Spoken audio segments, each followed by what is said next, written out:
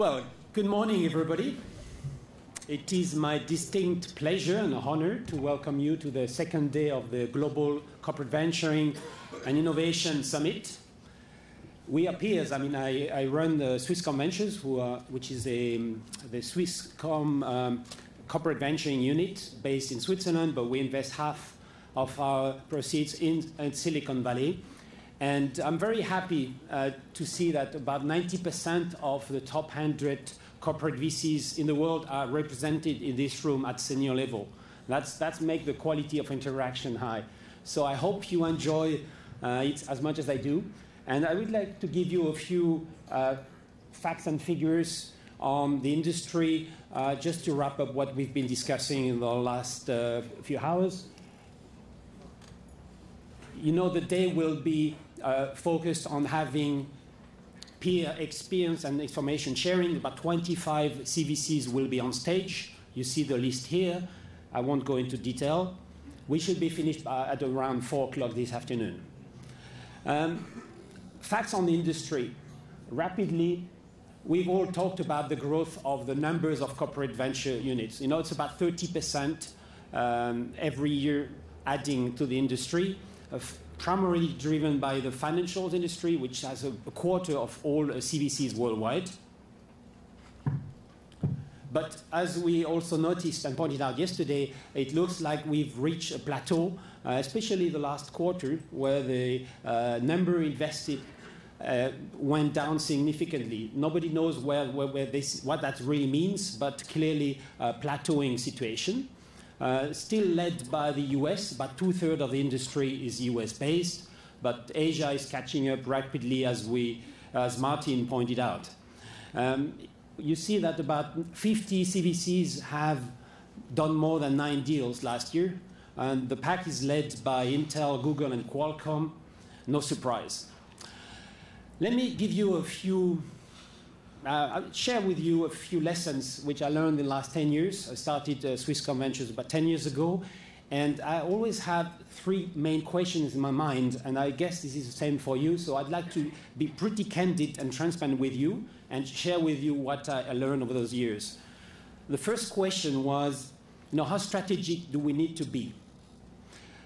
Initially, we started as a purely strategic-oriented fund, like most of us, because we can't really show financial returns, so we have to be positioned strategically. And it's all about tech scouting, innovation, making sure that the organizations get input on the external innovation. PR has always been part of our mandate, and it remains this way. But interesting to see that it has evolved significantly over the years, because as we started having first proceeds 5 years ago, then we progressively increased the significance of the financial returns. And I would say today, about half of our positioning, if I may measure it this way, is about financial returns. I don't believe you can really survive with strategic returns only. You have to be profitable. But also, I don't believe you can just do financial returns and forget about the rest. Clearly, it is a balancing act between strategy and financial. Interesting for us, and I don't know if this is shared by some of you, but we've developed growth options recently, because the parent organization wants to grow. They want to see cash flow growth, revenue growth, and also value growth. And it is a clear mandate to us to develop those options so that the company can acquire some of our portfolio investees, or we even started a few companies, using the skill set we have in our corporate venture unit. So we develop companies where we own 50 to 100% ownership. And that is a good signal to the parent company, because we can be perceived as a growth options provider. And I think this is pretty much the equilibrium stage in terms of positioning with those 4 different dimensions, because it's not really a trade-off between financial and strategic. This discussion has been going on forever. I see it as a balancing act. It's more an art than a science to keep the right equilibrium between hard values and soft values. And you can't really position yourself as being only on one side.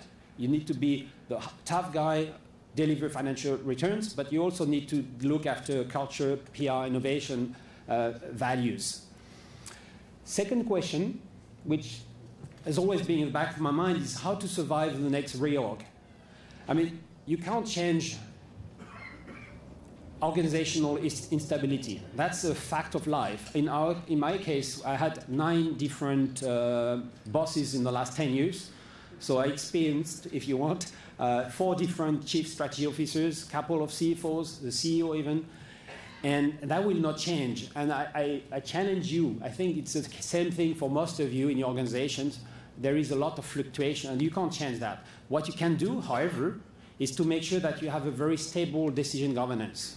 In my case, we have a venture investment committee with a CTO, CSO, and CFO, and that hasn't changed at all. And this is, for me, a condition I will not negotiate to be in the business. If we don't have this stability on the decision level, at the governance level, you can't do business. You can't be perceived as being a long-term stable partner. So that's a way to deal with reorg changes, instability. Second question is where to invest, sorry. Initially, I thought it was all about core business investment, because this is what my company told me. But we realized that over time, the adjacent businesses with a midterm perspective, like 3 to 5 years, are important because that's where you have growth. That's where how you can enlarge the growth agenda of your company.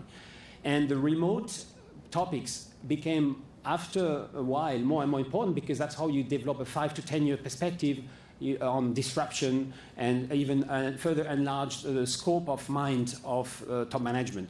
So I think now it's about it.